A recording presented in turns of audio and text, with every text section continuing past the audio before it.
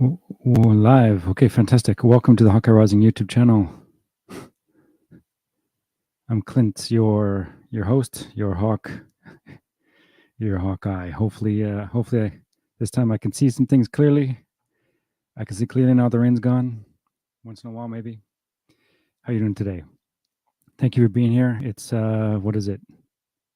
Saturday afternoon, evening.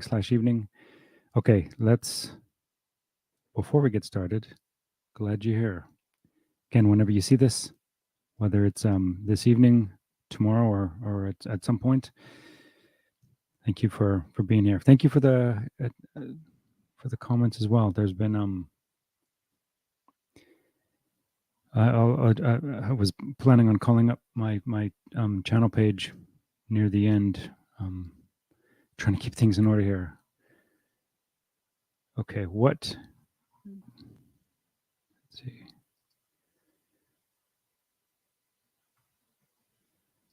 See if I can do this now.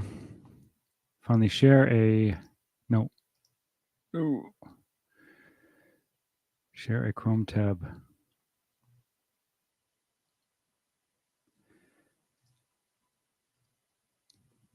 Okay, let's make sure I'm still okay. Fantastic. Okay, we're all start. I wanted to start with again, just briefly. Rulers of evil, useful knowledge about governing bodies. Frederick Tupper Saucy. If you're new here, I've made quite a few videos commenting about my stance, my belief about this text, that it is a controlled text. This is, and always in contrast to Sun Tzu's Art of War, with the belief, actually because of this text, as well as the context of when Art of War was written, published 1772, or translated, from the Chinese to French by a Jesuit missionary, Jean-Joseph Marie Amiot, S.J., 1 year prior to the July 21st, 1773 suppression of the Jesuit order. And by the extreme oath, or the fourth vow of obedience in the Jesuit order, a Jesuit does not act of his own accord. By the vow, he is to act in the manner of a corpse, prende ac cadaver, and therefore, so he did not act of his own will. And this Art of War was actually authored by 18th Jesuit Superior General Lorenzo Ricci, the author of not only potentially the French Revolution, but the founding of the United States of America. Okay.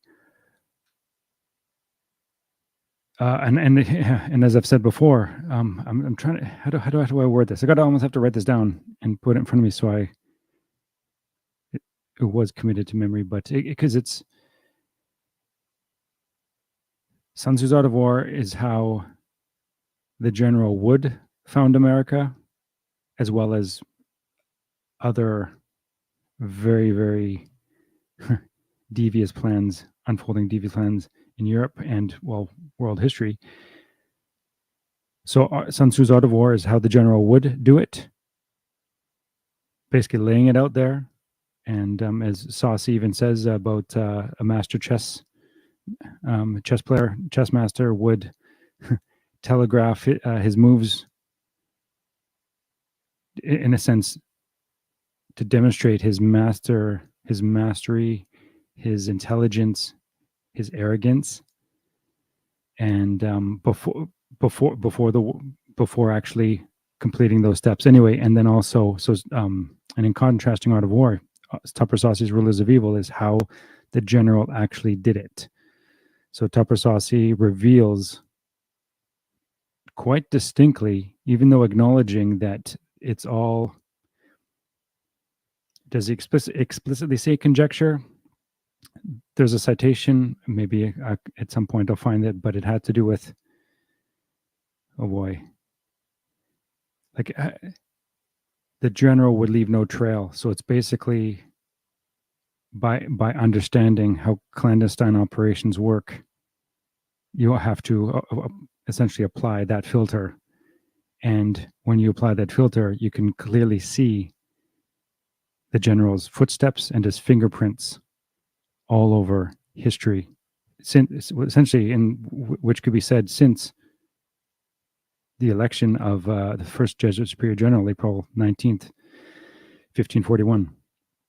Okay, so I did want to read from page 6 again, just to establish the symbolism of the fasces. A fasces is a Roman device. Actually, it originated with the ancient Etruscans, from whom the earliest Romans derived their religious jurisprudence nearly 3,000 years ago. It's an axe head whose handle is a bundle of rods tightly strapped together by a red sinew.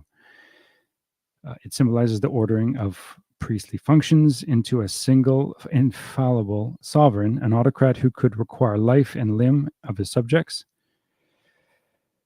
If the fasces is entwined with laurel, like the pair on the House wall, so the House of Representatives in the United States, it signifies Caesarian military power. And of course, again, the example of that would be the U.S. House of Representatives. The Romans called this infallible sovereign Pontifex Maximus, supreme bridge builder. No Roman was called Pontifex Maximus until the title was given to Julius Caesar in 48 BC.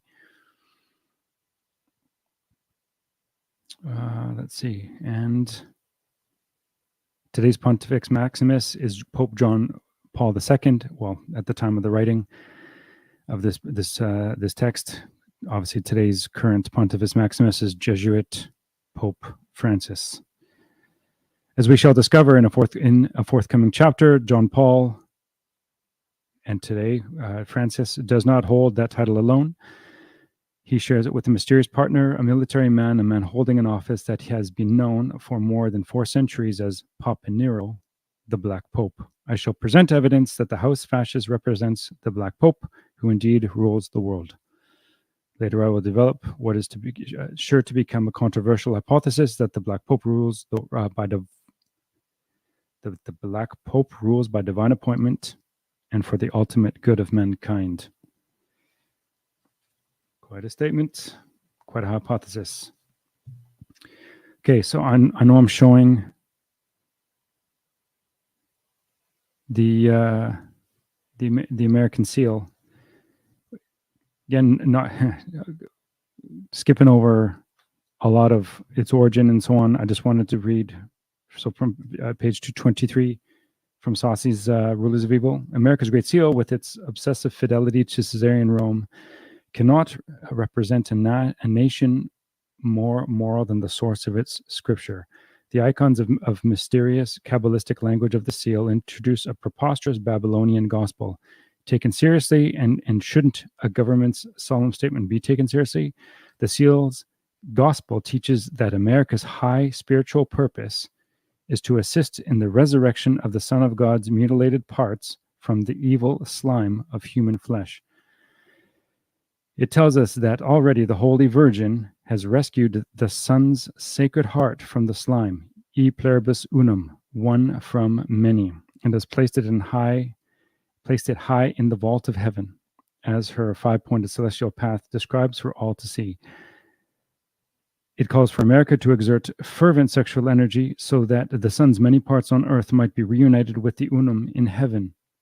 It promises that America will rise towards the pure light of sinlessness and godliness into eternal life as part of the solar body. Okay. Still figuring out how to read in relation to looking at other screens. Okay. Pardon. Finding my place. Okay, it promises that America will rise towards the pure light of sinlessness and godliness into eternal life as part of the solar body of the Son of God. It signifies that this cosmic resurrective process is administered by a pyramidic hierarchy conceived in ancient Babylon, exported to Asia Minor, and bequeathed to Rome. At the top of the hierarchy sits an unseen chieftain, an unknown superior, a god of the seal who possesses universal intelligence and authority over every soul who confederates with or subscribes to the seal. The god of the seal wields the fasces to sweep the earth clean of the last traces of original sin. He is assisted by a new priestly order, a new world order, charged with destroying all individual identity deemed inconsistent with the resurrection to godliness. Uncooperative governments and dissident citizens alike are cut down by arts of war so frugal that the liquidation increases popular faith in the fasces. Because they function in the golden era of Saturn, the chief and his hierarchy can be dependent upon to mimic Saturn's strictness, cruelty, licentiousness, even cannibalism, as the situation requires. To the charge that such is impossible in America, one comparison should be sufficient. No sooner was Augustus Caesar deified than he sacrificially murdered 300 senators in Perugia to atone for the assassination of his adopted father, Julius. Likewise, no sooner was an American president inaugurated that he, as commander-in-chief of the armed forces, authorized the sacrificial murder of nearly 100 misguided Christians near Waco, Texas. To atone for what? Remember what the Waco, Texas incident under Bill Clinton, April 19th, 1993. Remember the April 19th date?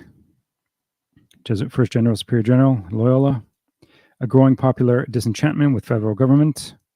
What the seal of the United States of America represents to anyone who takes it seriously is a ministry of sin. A speech by Jesuit political scientist Michael Novak, published in the January 28th, 1989 issue of America. That's probably okay, thank you, confirmation. If I just keep reading, the weekly magazine of American Jesuits sums it up eloquently enough. The framers wanted to build a Novus Ordo that would secure liberty and justice for all. The underlying principle of this new world order is the fact of human sin. To build a republic designed for sinners, then, is the indispensable task. There is no use building a social system for saints. There are too few of them, and those there are impossible to live with.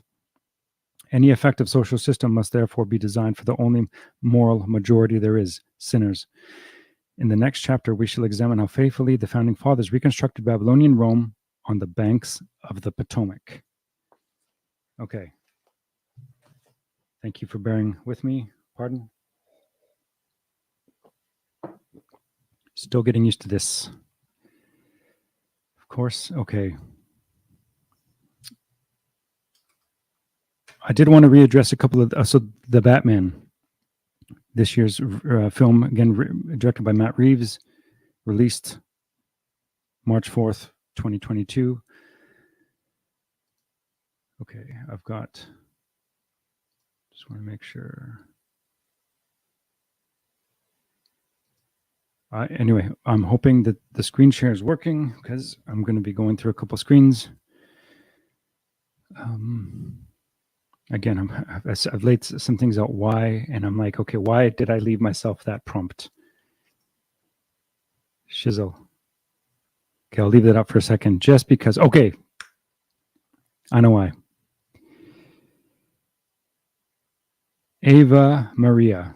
I've only seen the Batman once. Of course, I think of it once in a while. I made some notes. I covered some of these things in my previous brief. I missed a lot. Sorry for that. It's funny. I can write out notes for myself and still totally miss them.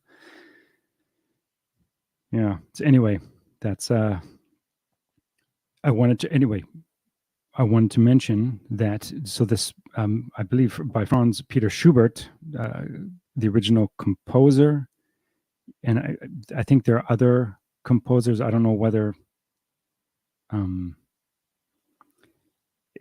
the song's interesting. Anyway, not getting bogged down with that. Ave Maria is Latin for Hail Mary. Okay, so let's establish that. So the fact that we have, and what have I said before, that the Batman represents, just back to the central figure in the The fasces, literally the instrument of war, the axe or the spear. And so Franz Schubert, and of course Schubert's being born January 31st, 1797. So shares so on his birthday, January 31st, you have Michelangelo Tamburini became superior general January 31st, 1706. You also have, and of course, Tamburini was also born September 27th, 1648. Again, whether those are legitimate dates, the Gregorian calendar and so on, being different from the previous Julian. And then there was Claudio Acquaviva has a death date of January 31st, 1615.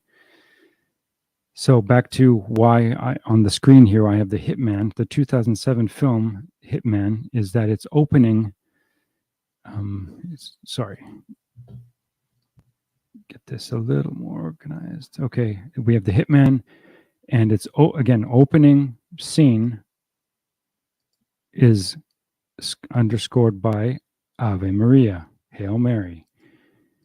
And I'm not going to play it. I don't think this sound is, and so on, and also the copyright issue. But you have what do you have? You have these children, these young children, young boys, literally being marked with what? Or let's see, I think it shows by whom first, and then they show you by what.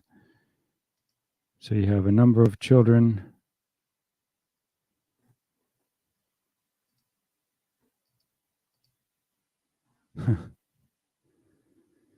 I don't know if this could be considered the Yoni Vajayjay hand symbol, but it's close. You got a father, you got a nun.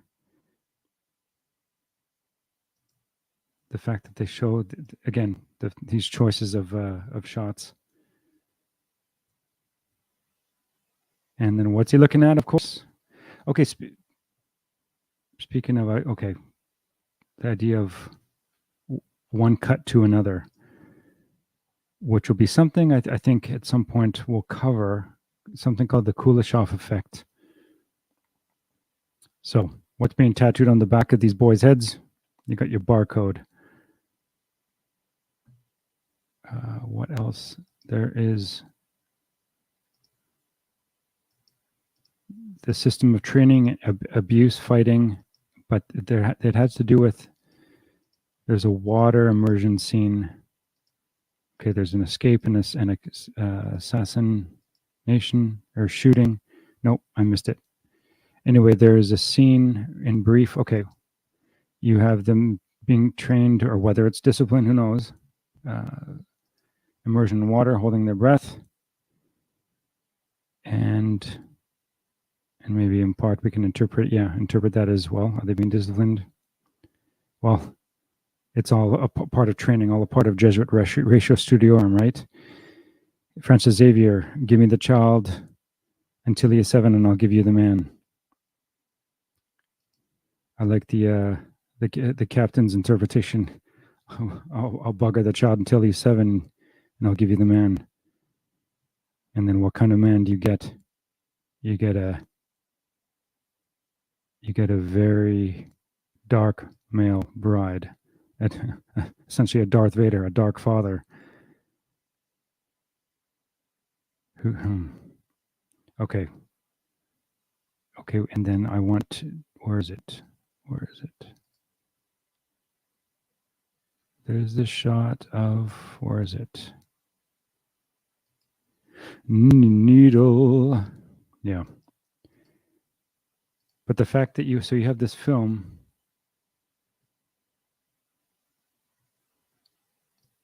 directed by, why don't we get to that? When we arrive at the end of this, there you have the finished barcode, and then you get the directed by Xavier. I don't know if it's Jens or Jens. You know what? While I'm here, I'll just look up. I can't remember the exact. Man, I spell today? No. November 21st. That's I believe it. That's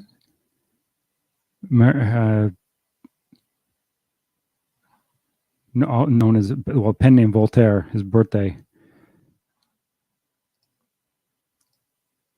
So Xavier Gens, born April 27th, 1975. So, of course, whether we get into, the Kuleshov effect or I don't even know if there's a term for this, but I think in part a number of years ago, there was a discussion by Johnny about something called the bleeding effect, something that was briefly explored in Assassin's Creed, the 2016 Kurzweil film with Michael Fassbender.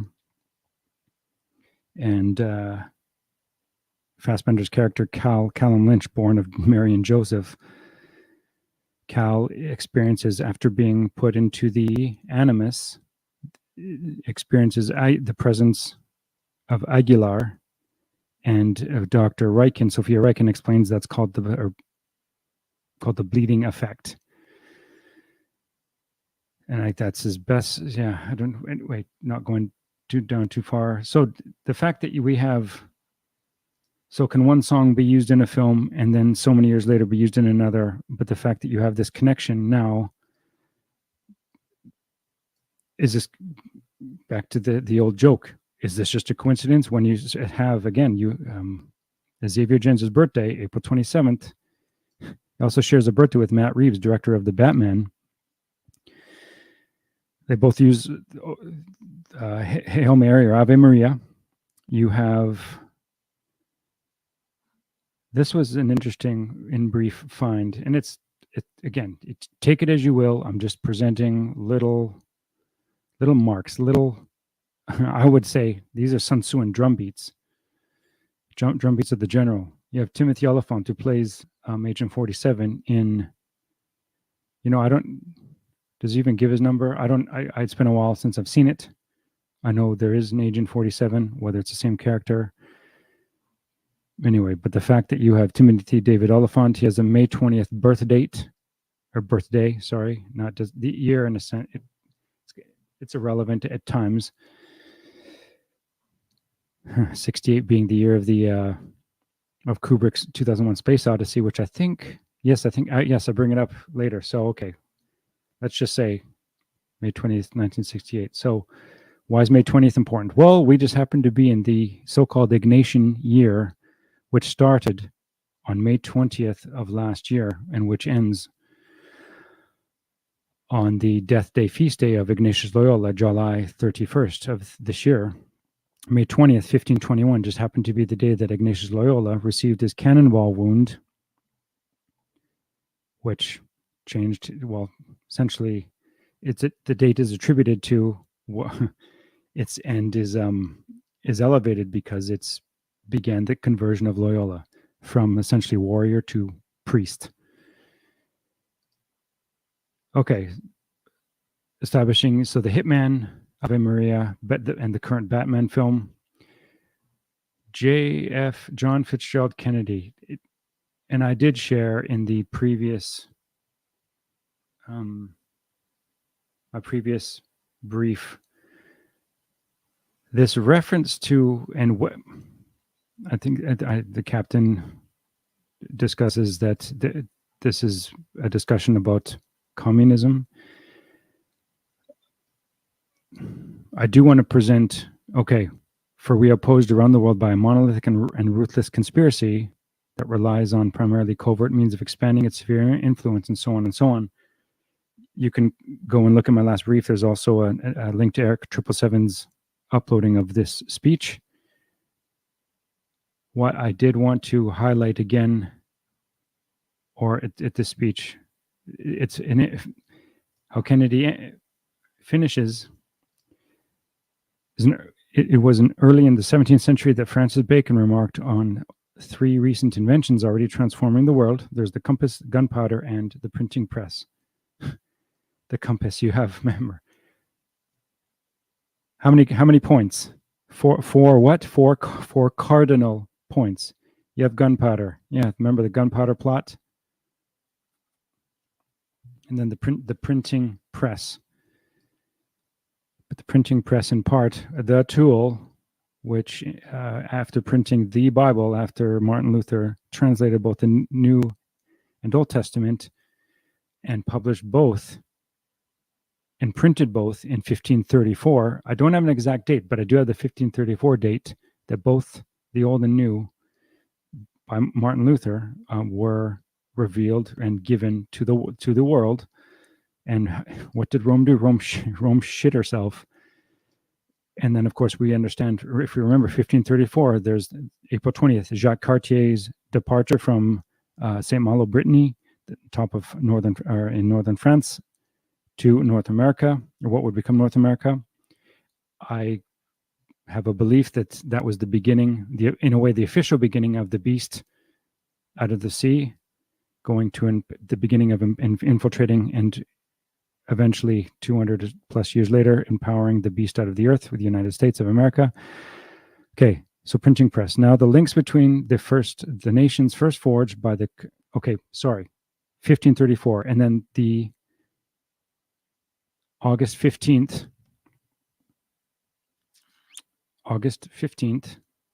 you have the Cartier August 15th date, 1534, where there was a special mass he held on board his ship, and a special mass which I don't have the text, whether it's recorded, but they're in history books.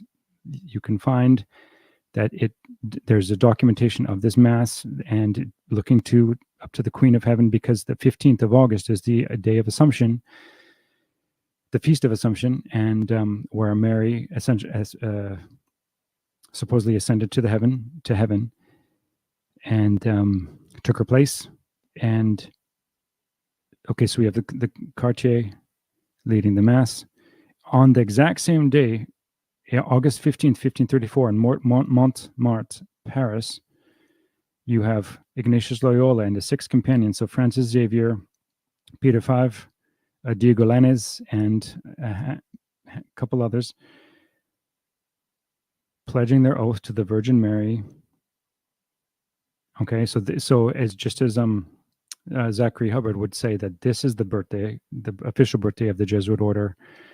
So we have this August 15th, 1534 date, and then in November, remember the 5th of November doesn't come until 1605, but we remember the 3rd of November, 1534, the Acts of Supremacy by Henry VIII.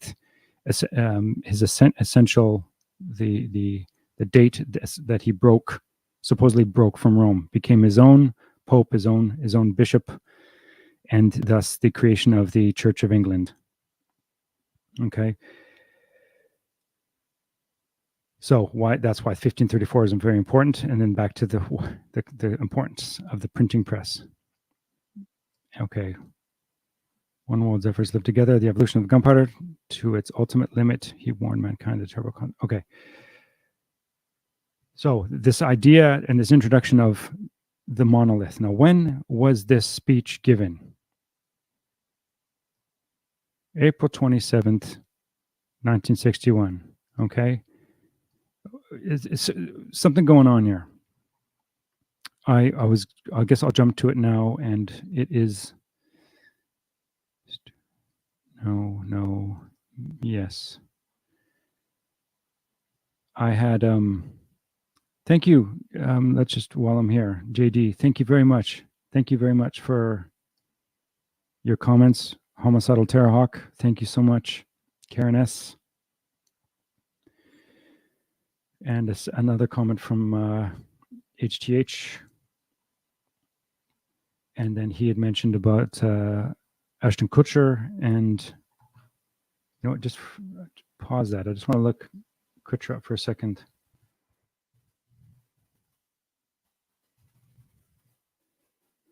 Sorry, I know the light is okay. No, not what I wanted. It's okay. Okay, from memory. I don't believe Kutcher was the face of.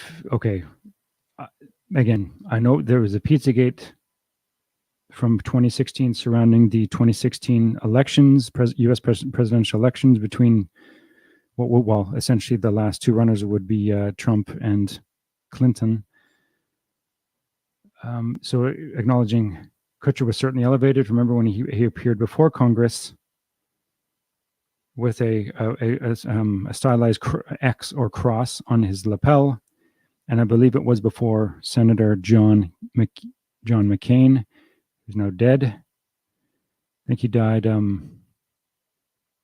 an August 25th. Anyway, shares a date with some interesting fellows. He certainly was elevated in a Jesuit theater-esque emotional plea, February 15th, 2017, before Congress. And then, as mentioned, so Kutcher was before Congress, and that recording of him with his, oh my goodness, Thorn, his organization fighting child sex trafficking.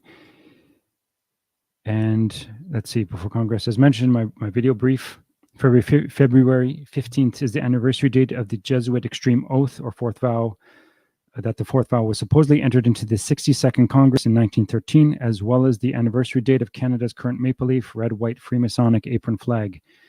And as I said in my previous video, my previous brief, my belief that the Canadian flag is a white Freemasonic apron in the red, regardless of there being a leaf.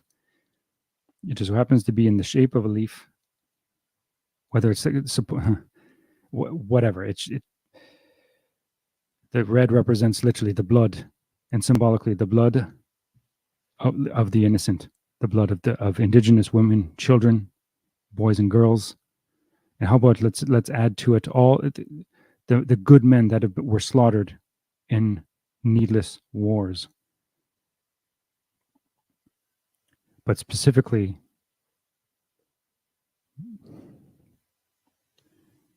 anyway, women and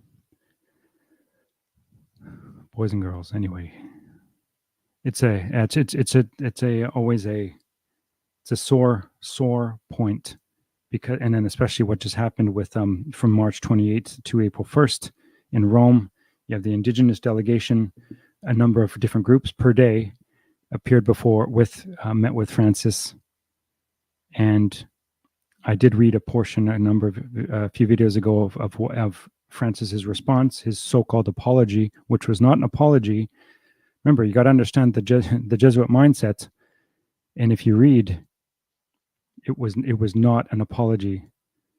I think he didn't even ask specifically for forgiveness. I think his statement was that he asks for God's forgiveness.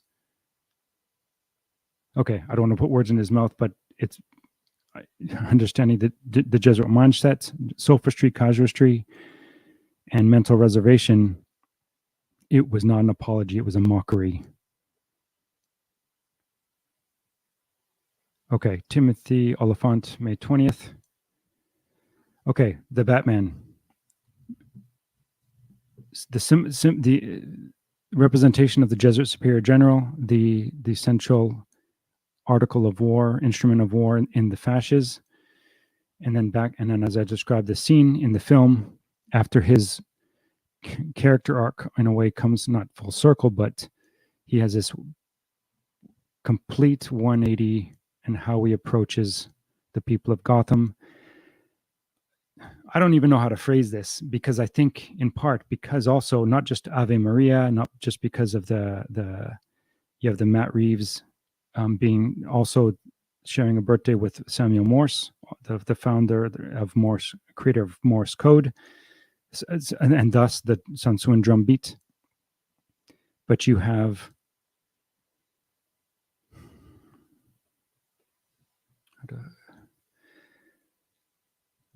and I can't remember the context, and I'm sorry. Again, I've seen this once, but I know the word renewal and this theme of renewal comes up often enough that it's significant enough. And then, of course, I cited Alberto Rivera, ex-Jesuit, in my previous brief as Vatican II's one of Vatican II's main focuses was renewal.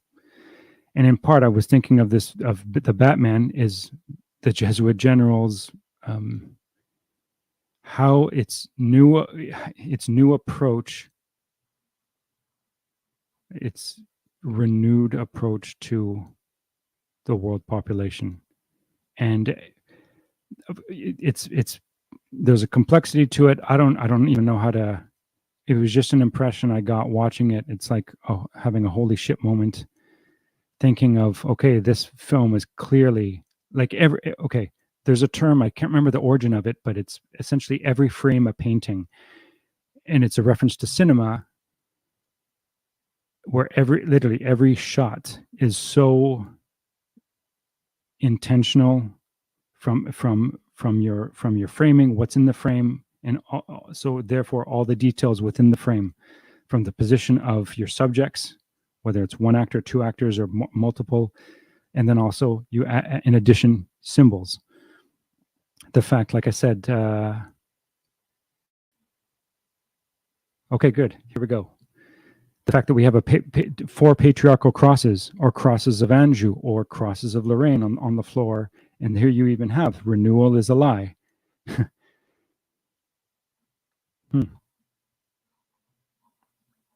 Sins of my fathers, and so on. And I want to bring this up again. Either the cross of Lorraine, also the patriarchal cross. So you have the stauros or stake and the 2 cross beams. Oh, excuse me.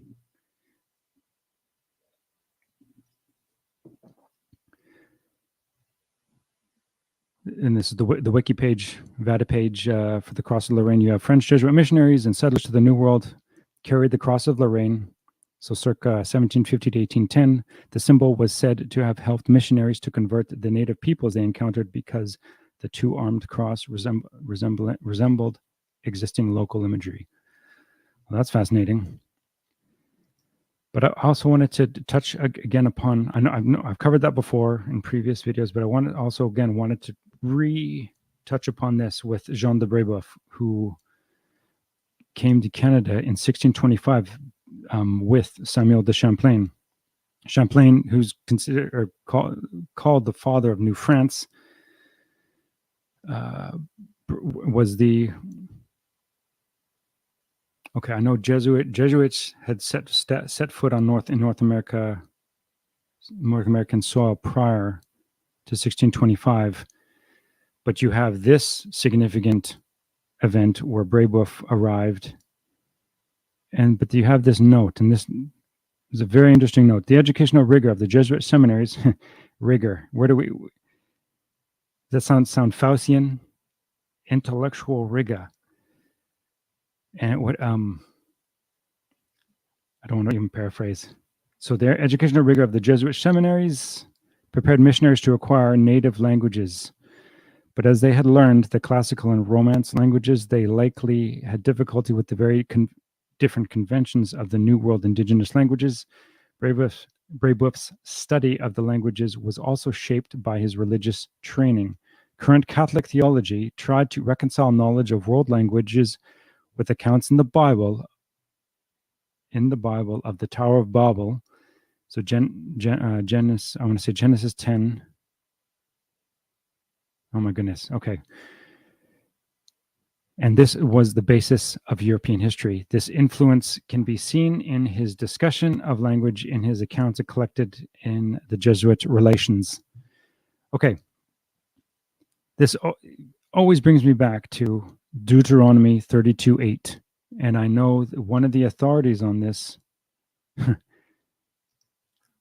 Michael S. Heiser, Dr. Michael Heiser, Jesuit trained at the University of Pennsylvania, went on to teach at, I can't think of specifically which Catholic school or schools. Again, is this a controlled source? Is he or not just Jesuit or trained, but possibly a short robe or ordained? I don't know. I've not talked to him personally. So I haven't heard him give an account of himself in this regard. He's the one, as to the best of my knowledge, that gave us the September 11th, 3 BC birth date for Jesus of Nazareth, because of the Revelation 12 stellar alignment, and then of course Revelation 12 through the lens of Genesis 1. Genesis 1, I think, is verse Okay, is it kind of not embarrassing, but okay. I'll slow my mind down. But signs, the sun, moon, and stars being placed in the heavens for signs and for seasons. Anyway, Deuteronomy 32:8. So sons of God or Israel, sons of God or sons of Israel in Deuteronomy 32. And yes, there's a couple other verses in Deuteronomy 32. But what's the context of, and Heiser himself brings this up, when did Yahweh divide the nations? Was that not at Babel into 70, or depending on the translation, 70 or 72 language groups? And if we go, you have Brebeuf's or current Catholic theology tried to reconcile knowledge of the world languages with accounts in the Bible of the Tower of Babel. I know I don't do this well enough, or how to, because this is to me this is a strong hammering point where you have every single language group, every single people group have their origin from Babel. And if we know anything about Babel, okay, so post flood, well, the flood is basically in the rearview mirror. And previous to the flood, you have Genesis 5. And remember those 10 names, the names of the first 10 patriarchs, which basically let you, all their meanings, lay out the message, literally lay out the message of the gospel from Adam to Noah. And I've said this before, and the message goes like this: man is appointed mortal sorrow, but the blessed God shall come down, teaching that his death shall bring the despairing comfort and rest. Now that message at Babel, when God literally Yahweh divorced the nations, Deuteronomy 32:8 gave each nation over to an Elohim, or a Benai Elohim, a son of God, and essentially took that gospel and either through the perversion of it, that message is inverted, and essentially you have, well, it started with at that point 70 different versions of the gospel. How's that? I don't know if you've ever heard that, but when I see Brebeuf, how he approached the New World basis for the Tower of Babel, as this was the basis for human history, but also through another particular teacher whom I'm concerned of it being controlled source, that states that in the Iroquois language, so essentially the tribe that killed that,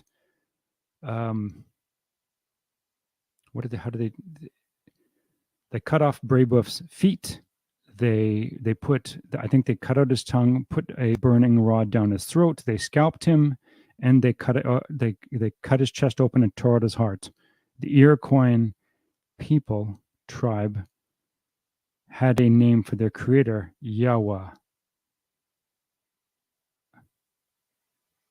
Essentially, Yahweh, as we know it. And of course, I've questioned how the F did these black robes infiltrate and insinuate themselves among the peoples of North America. Well, first they would have come up against the warrior class in tribal culture, and then of course you have the warrior class responding, and yes, there was slaughter.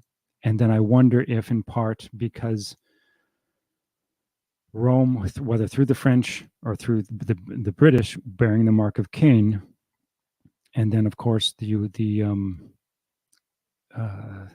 sevenfold.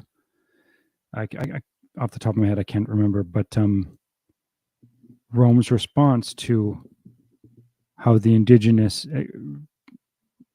resisted the black robes, and then of course Rome's response being the residential schools, which Anyway, did Rome believe that she was acting in some sort of, in this realm, in this realm of brokenness, some kind of justice, divine justice even? Anyway, I just want to point out, so Brebeuf, the sons of God or sons of Israel, there are, depending on your translation, even the King James says sons of Israel. The 1611 King James mentions the sons of Israel. And I throw the bullshit flag on that. I believe it is sons of God in Deuteronomy 32:8. And then, of course, that worldview covers the entire Bible.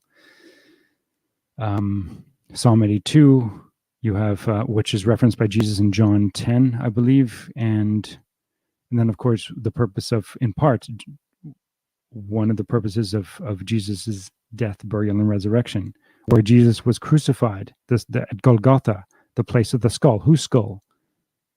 The skull of Goliath.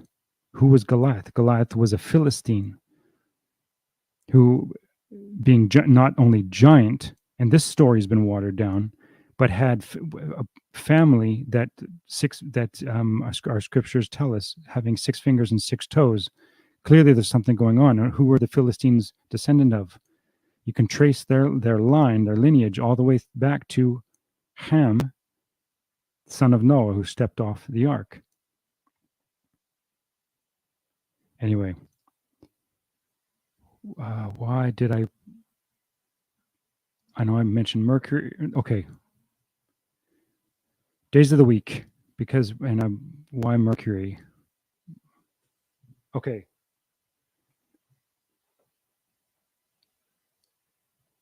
Okay, Michael Heiser, September 11th, Revelation 12, which you can look up, but I did want to point out something. Okay, sorry, I'm leaving these prompts for myself, and I'm supposed to know what they are, and I forget. I forget very easily, even though I remember some things. And why am I bringing this up? Sorry, I'm losing light too. Hopefully it doesn't look like shizzle. No, it's okay.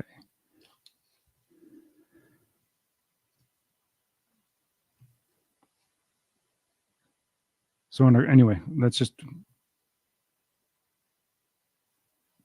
Okay, I don't remember why. I apologize. Why the prompt? Okay. From the book of Jasher. I've read this before. I just want to mention this again. The night that Abraham was born, there was something, an event, a stellar event that happened that was witnessed by the wise men. And where is it? Then their testimony to Nimrod. We heard that the son was born to Terach, the son of Nahor, the prince of your host, and we yesternight came to his house and drank, rejoiced with him that night. And leaving, we lifted up our eyes to heaven, and we saw a great star coming from the east, and the same star ran with great speed and swallowed up 4 great stars from the 4 sides of the heavens. Okay, and there's a reason why I mentioned that too. Why am I bringing this up? Okay, well, from memory, so Revelation 12, there's a stellar alignment given, and as Heiser goes through the steps and is using the astronomical software Stellarium, notes that a few other things are happening in the night sky on September 11th, 3 BC, where there's constellation the Virgo, the Virgin Mary, and during this 80-minute window where the sun is in her womb and then erupts from her womb with the moon at her feet, a crown of 12 stars at her head, there was a conjunction between the king planet and the king star. So the king planet being Jupiter, the king star being Regulus. And Regulus appears singular, but is actually a quadruple star system composed of 4 stars that are organized into 2 pairs. I just found that fascinating. Okay, Moon, Monday Moon, Tuesday Mars, Wednesday Mercury, Jupiter, Venus, Saturday, and maybe in part I the Saturday being the so-called Sabbath for a certain sect. Saturday being Saturn's day. Saturn is the father of Jupiter. And of course, the day of the sun, Sunday. And then it just made me think, for some reason, I just was thinking about Dr. Mercola. Is it Joseph Mercola? Joseph Michael Mercola. He's the source. Okay, regardless of what we think of him, he's the one that said, and I thought, brilliant statement, in your home, back to water, if you do not have a water filter for your home, you are the filter. You are the filter. So, in part, there's taking some responsibility for, back to what we're putting into our bodies.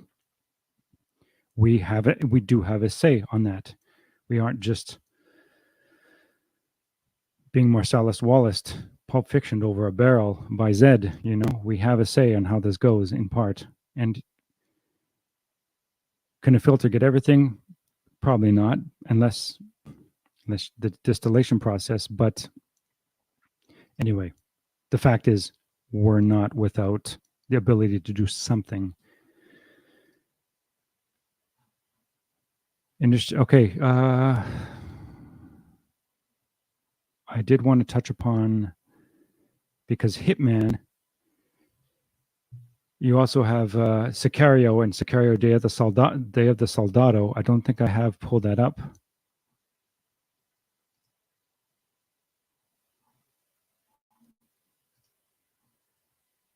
Oh boy.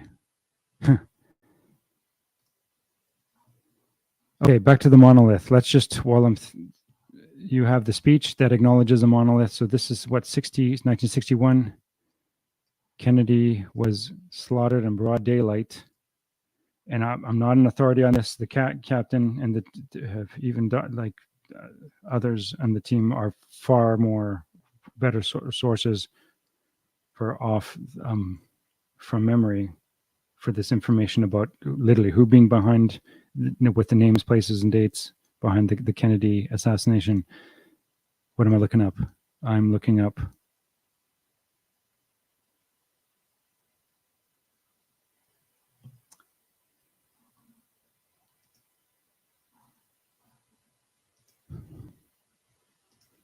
Kennedy assassination.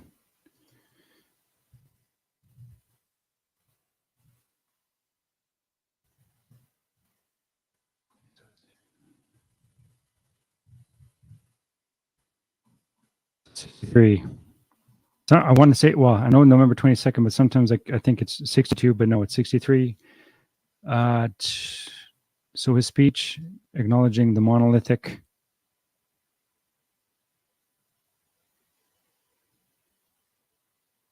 and ruthless conspiracy. You have this, television history at that time, I'm not sure exactly, even Star Trek, what I think it had already been in a season or two or more. That's not my forte.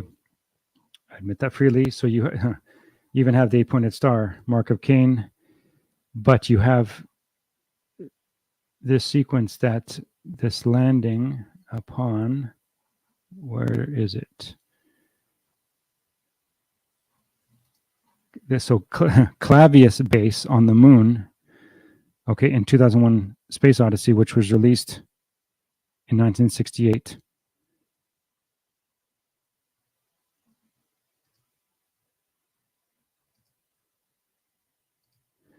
Okay, so why am I... Sorry, back to prompts, because Benicio del Toro with his birthday, February 19th. That's a date shared by, I want to say, Claudio Acquaviva. That's the date that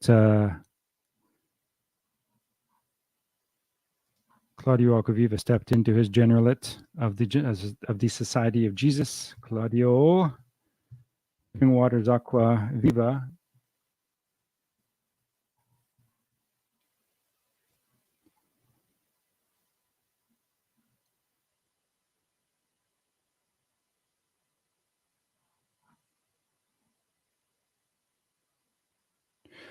could I find this quickly?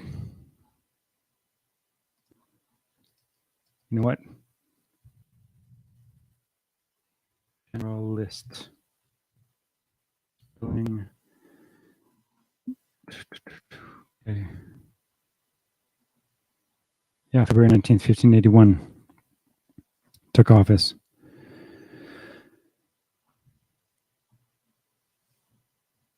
And then, I guess in contrast to the Hitman, you have, I believe it was 2018, Sicario, which is Hitman, Day of the Soldado soldier. You actually have Del Toro's character. Oh my goodness, and I'm forgetting his name.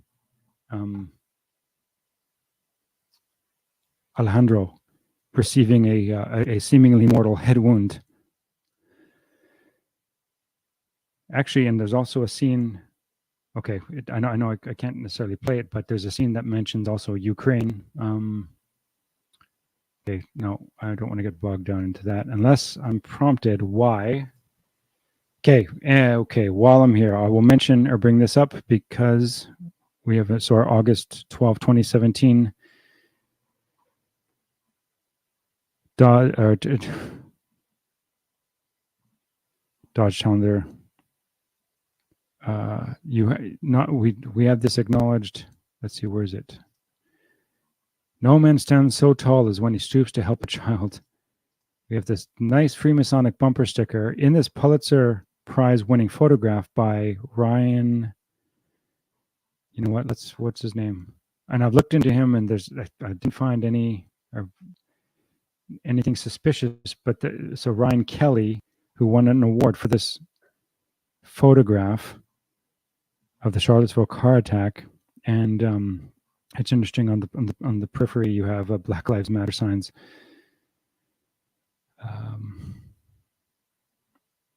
In the center, yes, the Nike Air Jordans. Marcus Martin, I believe this man's name is.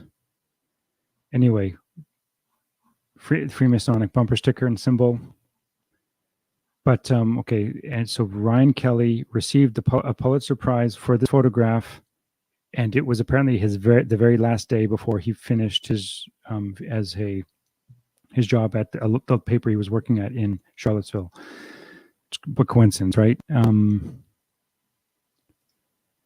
why? So that this license plate Boeing 1111, and then it just, of course, reminded me of the 3 times in the Joker with Joaquin Phoenix playing Arturo, where 3 times this clock 1111 shows up. Again, is this a Sun Tzu drum beat? What does it mean? There's clearly something going on here. And why? Yep, I can leave that.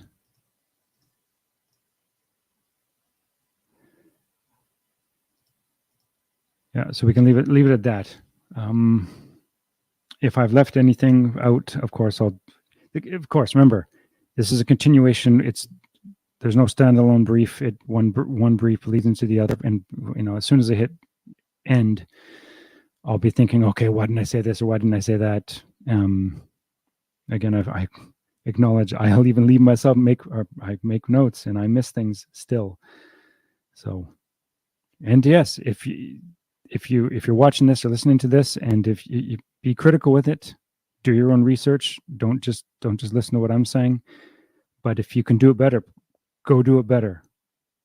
That's not only encouragement, but also a challenge. If you have the ability, go and do it better. Okay, remember, what did I say last brief? Is our act. We know that in the final days, there's the literal corruption of all flesh, and is our final act of some sort of resistance and powerful stance and resistant force is what drives that, our act of speech. Anyway, thank you very much for being here. Bless you, bless your families. For now, this is your Hawkeye. Bye for now.